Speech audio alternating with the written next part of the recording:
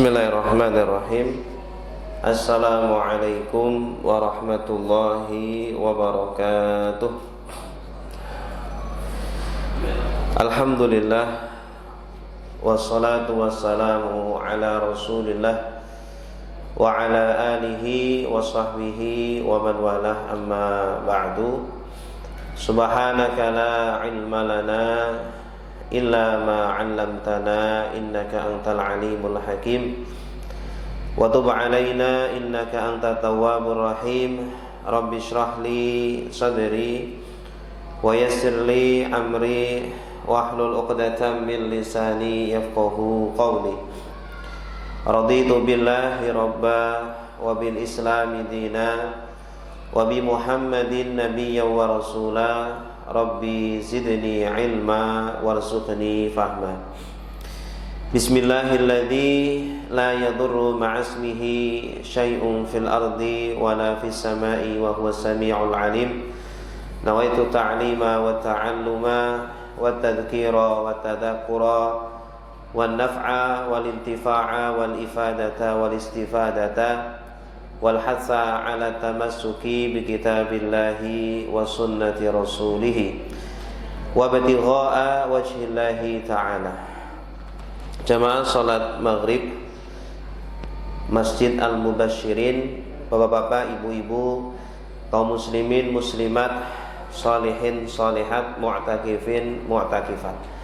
Semoga kita semuanya yang hadir ataupun yang berhalangan hadir, semoga selalu mendapatkan ridha, mendapatkan inayah dari Allah, selalu disehatkan jasad atau badannya dan juga rohaninya, selalu dibimbing oleh Allah, dan semoga kita mendapatkan ridha dan surga dari Allah Subhanahu wa ta'ala. Amin ya rabbal alamin.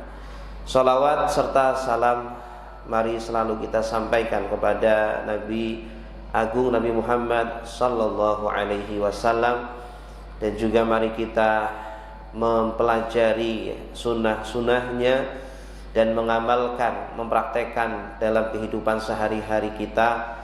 Semoga kita tergolong umatnya yang setia, yang mencintai beliau, dan semoga kelak dikumpulkan di surga bersamanya. Amin ya rabbal alamin. Bapak Ibu yang dimuliakan Allah, insyaallah pada malam hari ini kita akan melanjutkan kajian kitab Al-Kabair karangan Al-Imam Syamsuddin Az-Zahabi rahimahullahu ta'ala rahmatan wasi'ah.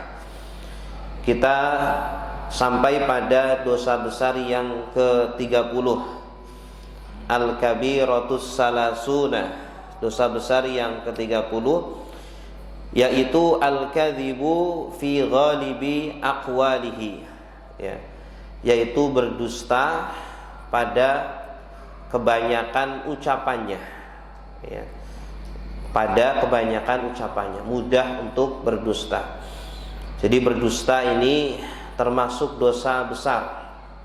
Ada beberapa ayat dan juga hadis-hadis yang menerangkan hal tersebut.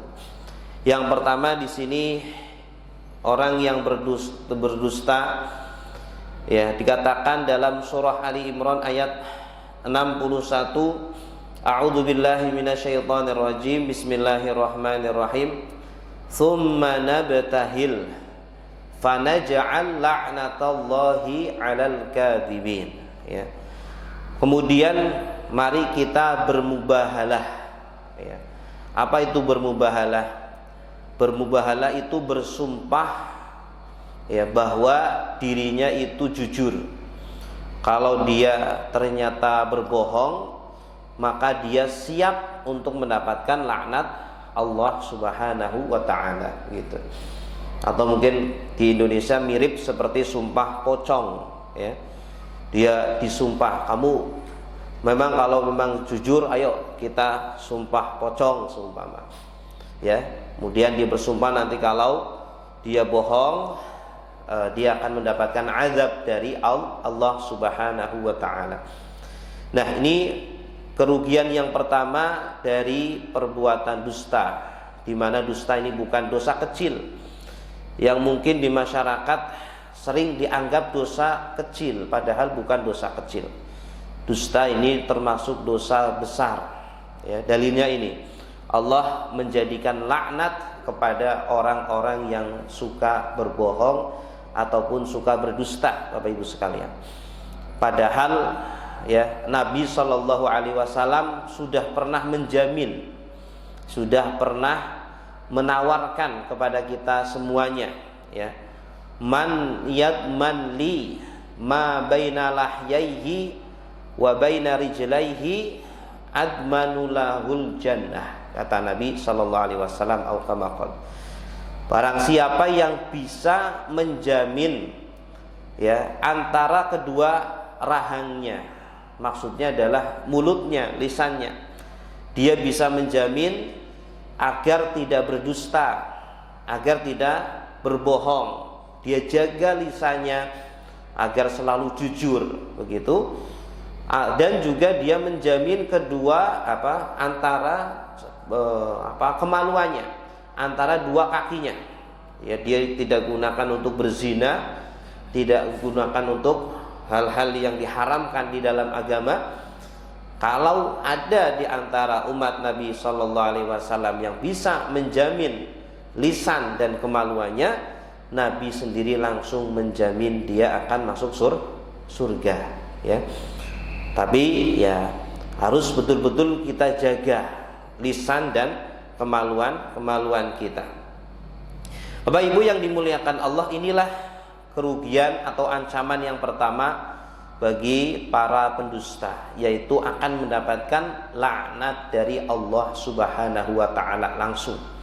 Fanaj'al la'natallahi 'alal kadzibin.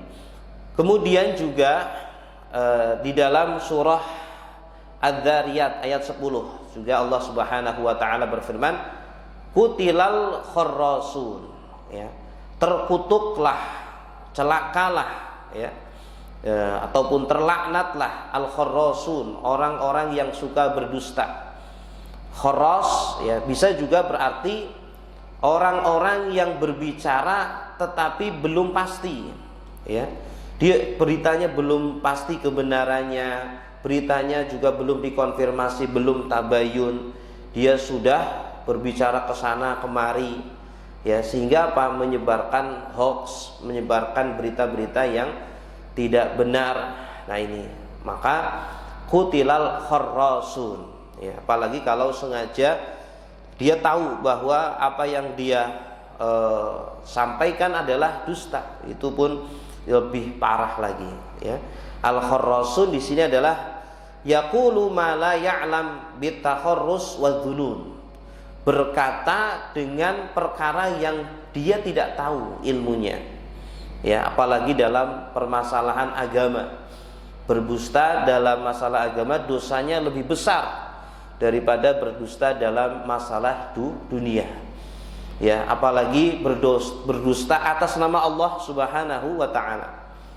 Ya, dia mengatakan Allah berfirman padahal Allah tidak pernah berfirman, atau Rasulullah Shallallahu Alaihi Wasallam bersabda padahal Rasulullah belum pernah bersabda seperti yang dia katakan, atau yang dinamakan dengan hadis maudhu', ya, hadis palsu. Tidak boleh kita meriwayatkan atau menyampaikan hadis palsu karena itu bukan berasal dari Rasulullah Sallallahu Alaihi Wasallam. Ya, man kadzaba alayya muta'ammidan falyatabawwa maq'adahu minan nar. Barang siapa yang berdusta atas nama Rasulullah Sallallahu Alaihi Wasallam dengan sengaja, maka ambillah kaplingannya di neraka. Gitu ya. Silakan diambil tempat duduknya di neraka. Na'udzubillahi min dzalik.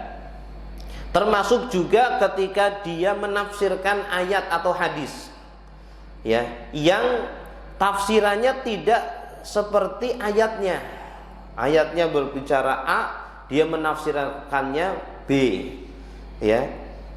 Padahal dia tahu bahwa tafsirannya bukan seperti itu, tetapi karena keinginan syahwat-syahwat dunia dia, mungkin ingin menjatuhkan lawan politiknya, kemudian dia menggunakan ayat-ayat Al-Quran atau hadis-hadis Rasulullah, padahal bukan seperti itu, ya, maka itu juga termasuk dosa besar yang paling besar, ya. Atau dia menafsirkan tanpa ilmu, ini juga termasuk dosa besar, ya, yang dilarang di dalam agama.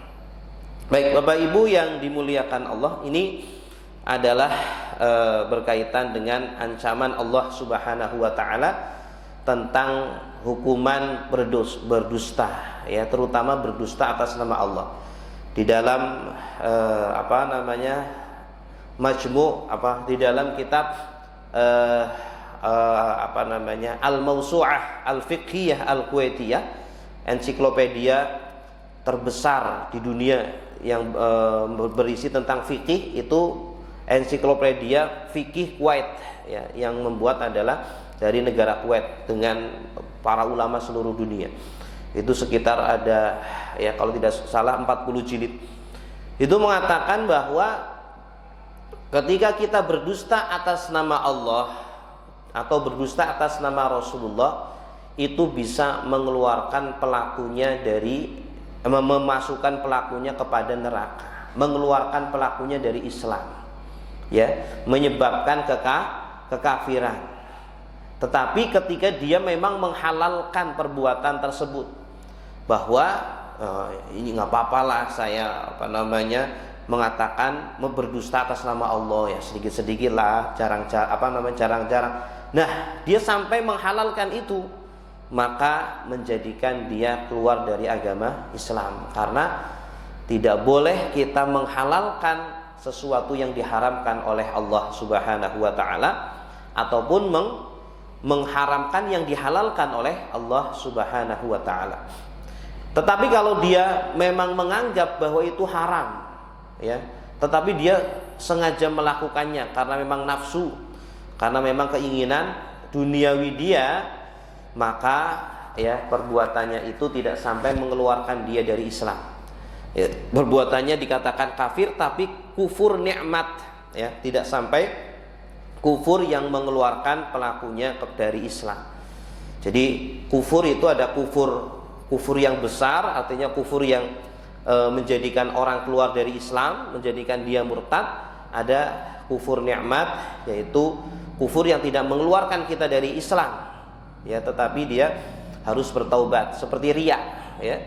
Ketika kita beribadah dengan tujuan ingin dilihat oleh orang lain, tujuannya bukan Allah, berarti kan itu mensyirikkan Allah, itu kufur nikmat, tetapi tidak mengeluarkan pelakunya dari Islam, tapi dia harus bertobat kepada Allah Subhanahu wa taala. Baik Bapak Ibu yang dimuliakan Allah, inilah ancaman pertama pelaku dusta, ya, pendusta. Kemudian ancaman yang kedua, Allah Subhanahu wa taala berfirman di dalam surah Ghafir ayat 28. A'udzu billahi minasyaitonir rajim. Innallaha la yahdi man huwa musrifun kadzdzab, ya.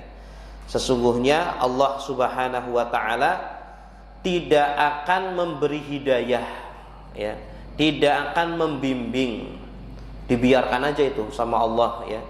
Kepada siapa? Musrifun, man huwa musrifun kadzdzab, orang yang berlebihan dan orang yang suka berdusta, ya, sedikit-sedikit berdusta, dagang berdusta, bersama keluarganya berdusta, dengan teman-temannya berdusta. Mudah sekali, ya, berbohong walaupun dalam perkara-perkara kecil, ya. Bahkan kepada anak kecil, ya, Rasulullah pernah menegur. Ada seorang sahabat yang memanggil anak kecil, ayo kesini, kesini, kesini. Tangannya digenggam seperti itu. Kemudian Nabi nanya, kamu mau ngasih apa? Ya, bener nggak kamu mau ngasih? Bener Rasul, saya mau mengasih kurma. Ini kurmanya satu. Kemudian Rasulullah, kalau kamu nggak ngasih, akan dicatat itu sebagai satu dosa bagi kamu, gitu, ya. Dan dosa itu sekali dicatat, dosa dusta itu sekali dicatat, ya. Kemudian dia melakukan berikutnya, sampai nanti akan dicatat oleh Allah dia sebagai pendusta. Ya, kalau hanya sekali kemudian dia bertobat, insya Allah Tapi kalau dia lakukan kedua kalinya, tiga kalinya, berulang-ulang terus, maka akan dicatat di sisi Allah sebagai pendusta. Na'udzubillahi min dzalik. Nah, Bapak Ibu yang dimuliakan Allah, jadi perbuatan dusta ini akan menjadikan kita tidak mendapatkan hidayah dari Allah. Ya, walaupun mungkin ya kita sudah masuk Islam, kita sudah bersyahadat, tapi menjadikan kita hidayah itu tidak hanya Islam saja. Menjadikan kita malas beribadah, menjadikan kita malas untuk sholat, malas untuk berpuasa, ya. Bahkan mungkin kita berilmu, tahu ilmunya, tapi kita lakukan saja, ya. Kita tinggalkan saja. Yang dosa kita lakukan, yang perintah kita tinggalkan, gitu ya. Padahal hakikat ilmu adalah ketika membawa kita untuk mengamalkan ilmu tersebut, Bapak Ibu sekalian. Orang yang sudah tahu bahwa ular itu berbisa, ular itu bisa matok kita, kemudian bisa mematikan kita, pasti akan menjauhi ular tersebut. Orang yang sudah tahu api itu membakar, ya pasti dia akan hati-hati dengan api, gitu. Orang yang sudah tahu bahwa obat itu bisa menyembuhkan, ya, bisa menyehatkan, kemudian juga makanan bisa membuat kita kuat, maka dia pasti akan mencari atau memakan itu, begitu. Nah, ini ada orang-orang yang sudah tahu bahwa ini dosa, ini berbahaya, tapi tetap dia lakukan. Dia sudah tahu bahwa ular itu berbisa, dia malah main-main dengan ular, sengaja tangannya disodorkan, nih patok gitu. Padahal dia sudah tahu itu adalah berbahaya. Ya, itulah permisalan orang-orang yang sudah tahu hukum-hukum Allah, sudah tahu ilmunya, ini haram, tidak boleh dilakukan, bisa mengantarkan kita kepada neraka, tapi tetap dilakukan. Hakikatnya ya dia bukan orang yang berilmu, dia adalah orang yang bodoh, begitu ya. Kenapa? Dia sudah tahu tapi tetap melakukannya. Orang bodoh, sudah tahu ular itu berbisa, malah dia sodorkan tangannya. Sudah tahu api membakar, malah disodor-sodorkan tangannya. Baik Bapak Ibu yang dimuliakan Allah, inilah ancaman yang kedua bagi orang-orang yang suka berdusta, yaitu Allah Subhanahu wa taala tidak akan memberikan dia hidayah. Ya, bahkan kehidupannya itu ruwet, ya. Kehidupannya tidak teratur, bingung mau ke sini mau ke situ, tidak ada orang yang percaya, ya. Selain Allah mencap dia sebagai pendusta, orang-orang juga mencap dia sebagai pendusta. Orang-orang malas berbisnis dengan dia, berteman dia, malas, nggak percaya dengan omongannya. Ya, dalam sebuah hadis Rasulullah SAW bersabda, la yazalur rajulu yakdzibu wa yataharral kadhiba hatta yuktaba indallahi kadzdzaba. Ada orang yang terus-menerus berdusta, ya, bahkan dia tidak pernah peduli, ya, terus berdusta kepada istrinya, kepada temannya, kepada tetangganya, kepada bosnya, sampai ditulis di sisi Allah Subhanahu wa taala sebagai pendusta, begitu. Bahkan kepada anak kecil tidak boleh kita berdusta, kepada binatang pun tidak boleh kita berdusta, ya. Dia dicatat itu sebagai dosa. Ketika kita seumpama ada ayam gitu ya, kemudian ker sini ker. Oh, padahal nggak ada makanannya, itu dusta itu. Bahkan dahulu para ahli hadis, ya, ketika mau mengambil hadis dari orang, dari ahli hadis, pernah ada seorang ahli hadis ketika mau mengambil dari seorang ulama itu ternyata sedang bersama binatangnya. Nah, kemudian binatangnya itu kalau kita semua malah di pesumaman ayam. Ya, ada ayam kemudian ker sini ker. Ternyata nggak ada makanannya. Itu ahli hadis yang asalnya mau ngambil hadis dari ulama itu nggak jadi. Ya, nggak jadi. Kenapa? Karena dia sudah berdusta kepada binatang itu. Itulah ulama kita dahulu itu sangat hati-hati sekali, kepada binatang pun nggak mau berdusta. Ya, kalau ternyata dia berdusta, karena ahli hadis itu nggak mau mengambil hadis dari ulama yang pendusta.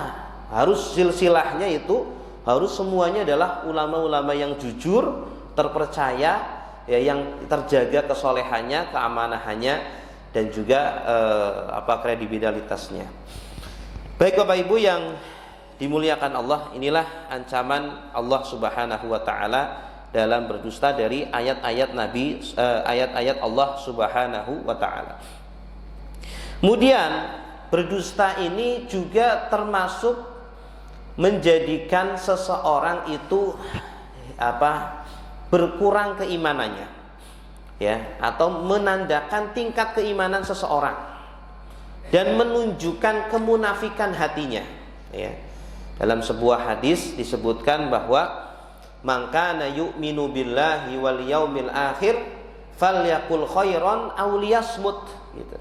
Barang siapa yang beriman kepada Allah dan kepada hari akhir, maka berkatalah yang baik, berkatalah yang jujur, auliyasmut, atau kalau tidak bisa ya lebih baik diam saja, ya.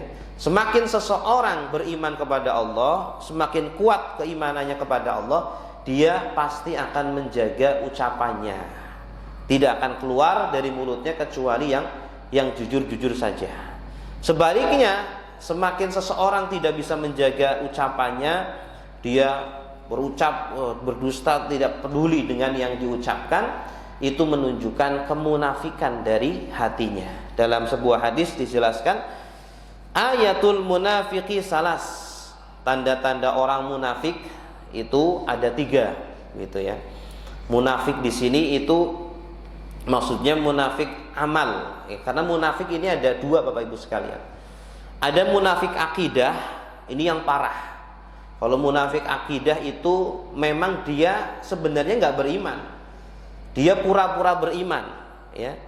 Dia beriman agar orang-orang muslim percaya, agar dia bisa berhidup bersama orang-orang muslim, mengetahui rahasia-rahasianya, kemudian nanti bisa menyerang balik kepada kaum muslimin, ya. Ini banyak di zaman Nabi SAW. Bahkan ketika perang itu pernah, ya, 300 dari orang munafik yang pulang lagi nggak jadi perang, gitu. Ingin gembosi kepada sahabat yang lainnya agar nggak jadi perang. 300 dari kalangan orang-orang munafik yang pulang lagi tidak jadi perang, gitu. Dan ini yang diancam oleh Allah Subhanahu wa taala, mereka berada di dasar neraka, di kerak neraka, ya. Jadi bukan hanya di atas neraka. Kalau orang kafir kan di atas neraka. Nah, ini di dasarnya itu yang menjadi bahan bakarnya. Innal munafiqina fid darkil asfali minan nar. Sesungguhnya orang-orang munafik berada di dasar atau di kerak neraka yang paling bawah, gitu. Nah, yang dimaksud di sini adalah munafik amal yang tidak mengeluarkan pelakunya dari Islam, tidak menjadikan dia kemudian berada di neraka paling dasar. Tapi tetap ini berbahaya juga, ya. Kalau dijaga terus, dilakukan terus, perbuatan ini bisa menjadikan orang, ya, bisa menjadi munafik akidah. Kata Nabi, yang ayatul munafiki salas. Yang pertama, idza haddasa kadzab. Apabila dia berbicara, maka dia suka berdusta, ya, suka berbohong. Ucapannya ini suka bohong. Wa idza wa'ada akhlaf. Ketika dia berjanji, kemudian dia mengingkari. Ya, nanti kalau milih saya, jangan khawatir, karpet Masjid Mubasyirin aman tuh, gitu ya. Ternyata dia nggak jadi, karpet udah dikasih, ternyata nggak jadi, ditarik lagi. Ini hati-hati, sebentar lagi ada musim-musim pemilu, gitu. Idza wa'ada akhlaf, ketika dia berjanji kemudian dia mengingkari. Wa idza tumina khan, ternyata dia jadi anggota DPR ataupun jadi presiden, tetapi dia berkhianat, ya. Dia mengambil uang negara, dia korupsi, dia zalim dan lain sebagainya, ya. Ini adalah tanda-tanda orang munafik. Wa in shalla wa shoma, walaupun dia sholat, tiap hari sholat bersama kita, Idul Fitri juga ikut sholat, puasa Ramadan juga ikut berpuasa dengan kita, tetapi ucapannya tidak dijaga, suka berdusta, suka mengingkari janji, suka berkhianat, maka ini termasuk orang-orang munafik, ya. Baik Bapak Ibu yang dimuliakan Allah, inilah hadis Nabi Shallallahu Alaihi Wasallam berkaitan dengan orang yang suka berdusta. Ancamannya ya, dia adalah digolongkan termasuk orang-orang yang munafik. Kemudian dalam sebuah hadis juga disebutkan dari Rasulullah Sallallahu Alaihi Wasallam, qala ya fi hadisi manamin Nabi Sallallahu Alaihi Wasallam. Hadis ini berkaitan dengan mimpinya Nabi Sallallahu Alaihi Wasallam. Ya, dan Nabi ketika bermimpi itu pasti benar, Pak. Ya, kalau kita bermimpi seringnya salah, seringnya itu adalah buah tidur. Nah, ketika Nabi bermimpi itu pasti benar karena mimpinya Nabi adalah wahyu. Nah, suatu ketika Nabi Shallallahu Alaihi Wasallam bermimpi. Kemudian beliau berkata, fa'ataina ala rajulin muttaji'in liqafah. Ya. Suatu ketika Nabi melihat di dalam mimpinya ada orang yang sedang berbaring di atas ininya, pundaknya. Wa qa'imin wa akhar qa'imun alaihi biqulubin min hadidin. Kemudian di sampingnya ada orang yang sedang berdiri, ya, membawa apa istilahnya, besi, ya, yang kayak gini, apa namanya itu? Besi yang ada kayak gininya, ada kayak kalau di laut, di kapal itu kan ada ininya, itu ya, moncong gitu, apa namanya Pak, saya nggak tahu. Ya, nah dia kemudian membawa itu, tiba-tiba orang tersebut datang kepada orang yang sedang berbaring itu, ya, kemudian langsung mulutnya itu dirobek dari sini ke sini sampai ke punuknya sini, ya, sampai ke punuknya. Ini hadis di dalam Sahih Bukhari, Sahih. Ini pakai ininya besi tadi, serot ke belakang, ini juga sama ke belakang. Kemudian matanya juga dari sini, hidungnya dari sini sampai ke punuknya, dua-duanya, gitu ya. Nabi diperlihatkan seperti itu di dalam mimpinya. Summa yadhhabu ilal janibil akhar. Kemudian Nabi SAW pergi ke tempat lain. Kemudian setelah Nabi SAW melihat pemandangan yang seperti itu, kemudian dikatakan, apa yang telah dilakukan oleh orang tersebut? Kenapa kehukumannya sangat keras sekali, ya, sampai mulutnya ditarik dari sini, disobek begitu menggunakan besi tadi. Nah, kemudian dikatakan qala, dia berkata, innahu kana yaghdu min baitihi bul kadhibata hatta tablughul afaq, ya. Sesungguhnya orang ini keluar dari rumahnya dulu di dunia, pernah keluar dari rumahnya, kemudian dia mengatakan kedustaan, satu kedustaan saja, tapi satu kedustaan itu sampai menyebar ke seluruh penjuru dunia, ya. Semua orang pada tahu, padahal ini orang nggak tahu bahwa ini dusta, tapi tersebar. Orang tahunya itu benar, padahal itu dusta, tidak benar, gitu ya, fitnah, sampai orang-orang pada tahu, viral, gitu. Nah, sehingga dengan sebab dusta yang dia lakukan, menjadi mungkin ada orang yang terbunuh gara-gara dusta itu, ada orang yang banyak dirugikan sebab dusta tersebut, begitu. Nah, itulah hati-hati, kita harus berhati-hati dari berita bohong, dari hoax. Apalagi sekarang mudah sekali, ya, hoax bisa tersebar. Ya, apa yang kita terima harus kita cek terlebih dahulu, sumbernya dari mana, terpercaya atau tidak itu sumbernya. Kalaupun berita itu benar, ya, atau pengetahuan, ya, informasi yang kita dapatkan itu benar, kira-kira kalau kita share itu bermanfaat atau tidak, berbahaya atau tidak, ya. Jadi sharing dulu sebelum di sharing, gitu. Kita sharing dulu kebenarannya, kita pikir-pikir dulu bagus enggak kalau disebar, ya. Nah, kalau ternyata baik silakan disebar. Kalau tidak, lebih baik jangan kita mudah untuk men-share Walaupun mungkin lisan kita nggak berucap satu kata pun, tetapi tangan ini, tangan kita ini ketika menulis sesuatu yang isinya adalah kedustaan, sesuatu yang bisa menyebarkan bahaya, maka sama dihitung seperti lisan yang lisan yang berucap gitu. Baik Bapak Ibu yang dimuliakan Allah, kemudian disebutkan di dalam hadis ini juga qala sallallahu alaihi wasallam, Nabi sallallahu alaihi wasallam bersabda, yutba'ul mu'minu ala kulli syai'in laisal khiyanah wal kadhib. Ya. Jadi sebenarnya fitrah manusia itu diciptakan dengan berbagai macam sifat. Ya. Ada sifat jujur, ada sifat ramah, penyayang dan lain sebagainya. Nah, kecuali sifat dusta. Jadi sebenarnya semua orang itu fitrahnya suka dengan kejujuran, suka dengan amanah begitu, dan tidak suka dengan bohong. Anak kecil itu tidak suka dengan bohong. Sejak kecil dia itu memang fitrahnya tidak suka dengan bohong. Kita juga sama, tidak suka kalau dibohongi. Cuma terkadang orang tuanya itu yang melatih anak kecilnya berbuat dusta gitu ya.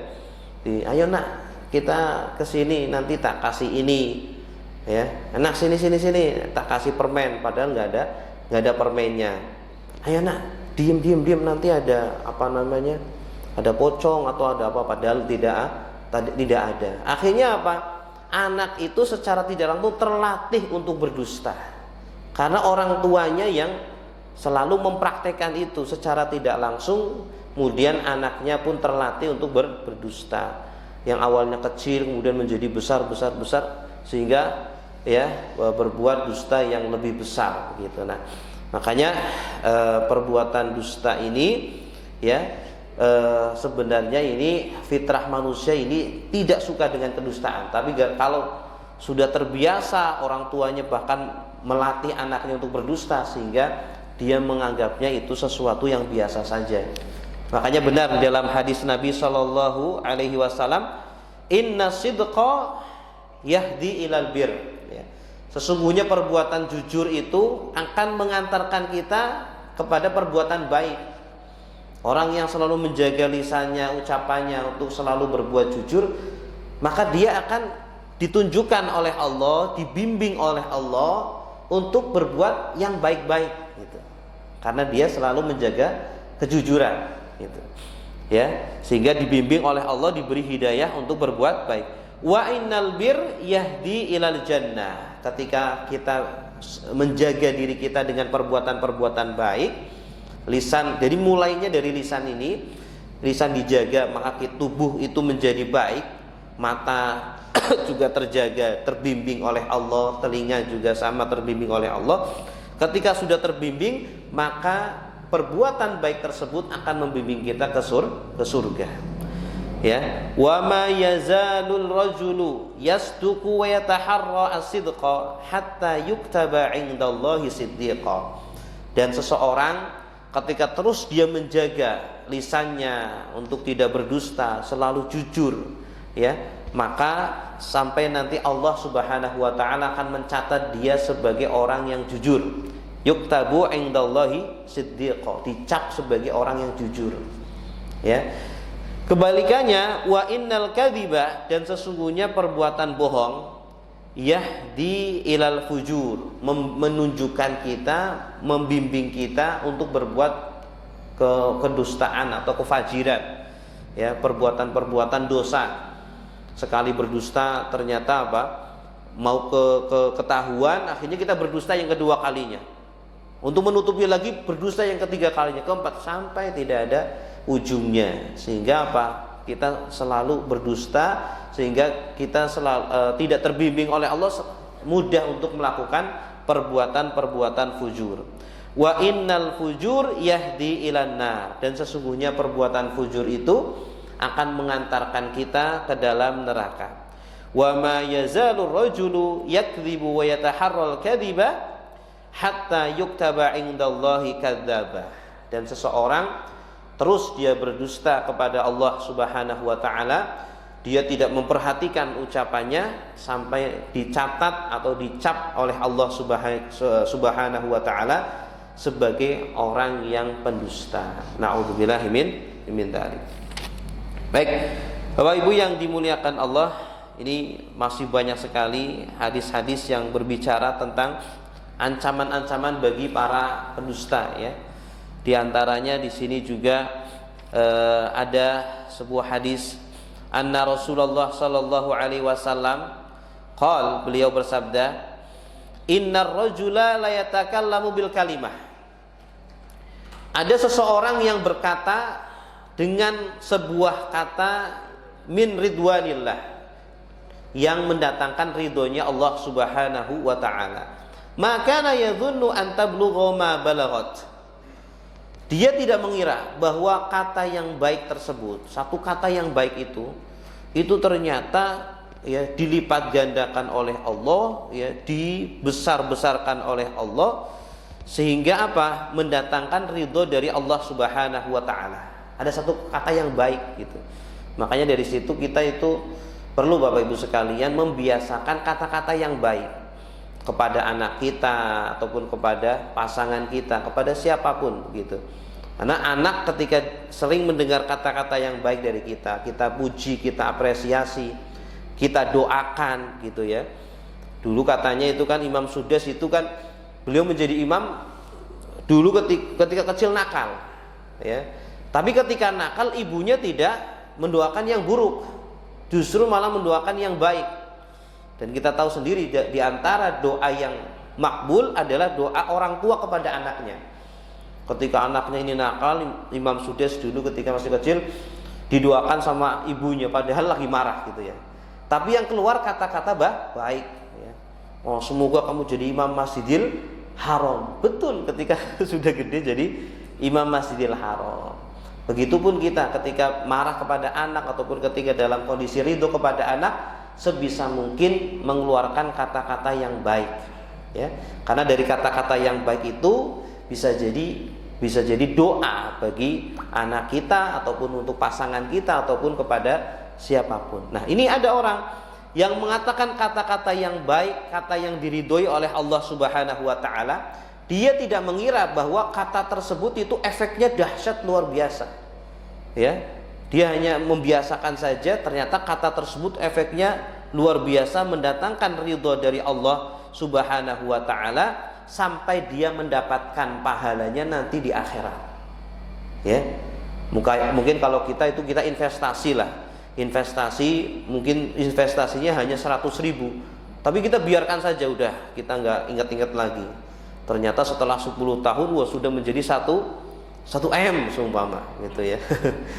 Nah, itu bisa saja Allah Subhanahu wa taala jadikan seperti itu. Satu kata ataupun dua kata ataupun satu kalimat kita ucapkan kepada orang, kepada anak kita, kepada siapapun, itu kata mendatangkan ridho dari Allah, menjadikan pahala yang besar yang akan kita terima nanti di akhirat.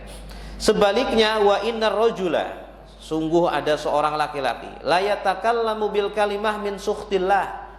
Dia berkata dengan satu kata yang menjadikan marahnya Allah, menjadikan murkanya Allah. Ya, jangan sampai kita memarah kepada Allah, mengeluh kepada Allah, sumpama wah Allah nggak adil banget ini naudzubillah ya.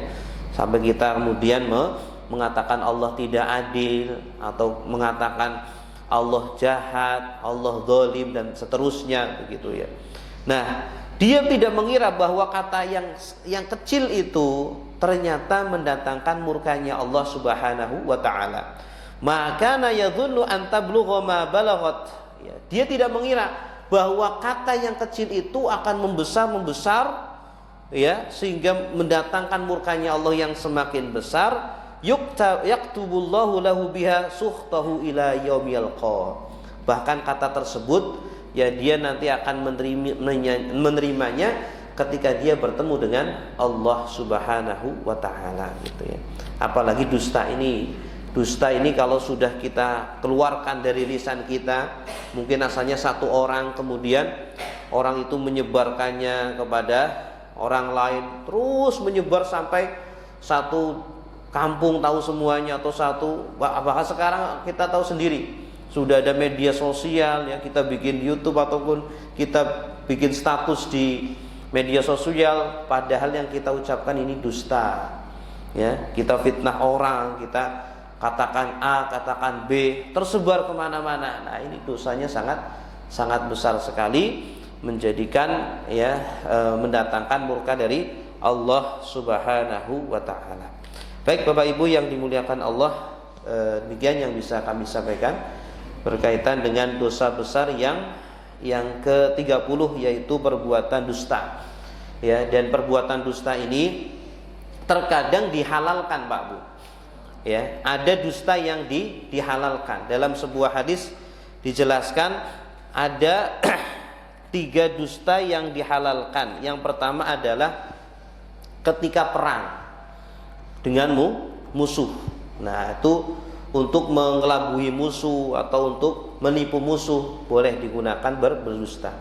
Kemudian yang kedua adalah al-islah, ketika ingin mendamaikan antara dua orang, tapi tidak ada cara lain kecuali harus berdusta gitu. Ya, kalau ada cara yang bisa digunakan dengan kejujuran, maka harus menggunakan kejujuran. Tapi kalau nggak ada cara lain kecuali harus berdusta, maka diperbolehkan ketika ingin mengislah antara 2 orang atau antara 2 kelompok, maka boleh menggunakan berdusta. Kemudian yang ketiga adalah perkataan suami kepada istrinya ataupun istri kepada suaminya gitu. Maka kalau tidak bisa dengan berjujur, boleh dengan menggunakan dusta tersebut agar ada perdamaian antara suami dengan istri. Dan berdusta ini juga berlevel-level. Berdusta kepada Allah berbeda dengan berdusta kita dengan anak kecil ataupun dengan teman kita, ataupun berdusta dengan binatang seperti tadi yang saya contohkan. Berdusta kepada atas nama Rasulullah juga itu lebih besar ya daripada kita berdusta dengan sesama manusia. Jadi berlevel-level. Bahkan dalam sebuah hadis ya, Rasulullah SAW pun menyebutkan ada 7 dosa yang membinasakan ya, dan Rasulullah mensejajarkan perbuatan berdusta ini, bersaksi dengan dusta atau berkata yang palsu, dengan perbuatan syirik, dengan perbuatan uququl walidain atau berdurhaka kepada orang tua ya. Ada 7 dosa yang membinasakan kata Nabi. Yang pertama al-isyrak billah, mensekutukan Allah Subhanahu wa taala. Kemudian uququl walidain, berdurhaka kepada kedua orang tua. Kemudian Rasul menyebutkan wa qaulaz zur ya, perkataan yang palsu atau persaksian yang palsu. Dan Nabi ketika mengucapkan itu diulang-ulang terus. Wa qaulaz zur, wa qaulaz zur, wa qaulaz zur. Sampai sahabat mengatakan, "Ya laitahu sakat." Ya Allah, seandainya saja beliau diam gitu. Karena terus mengucapkan itu menunjukkan bahwa perkataan dusta ini sangat berbahaya ya, yang mungkin banyak orang menganggapnya sebagai remeh, perbuatan yang biasa sajalah berdusta dikit-dikit gitu, padahal akibatnya sangat besar ya, baik nanti di dunia ataupun nanti di akhirat ya. Seperti tadi yang sudah kita jelaskan, ancaman-ancaman dari ayat-ayat ataupun dari hadis-hadis Rasulullah SAW untuk pelaku perbuatan dusta. Baik Bapak Ibu yang dimuliakan Allah, demikian yang bisa kami sampaikan. Sudah waktu? Sudah bisa? Masih ada Pak? Ya, silakan kalau ada yang mau bertanya, kami persilahkan.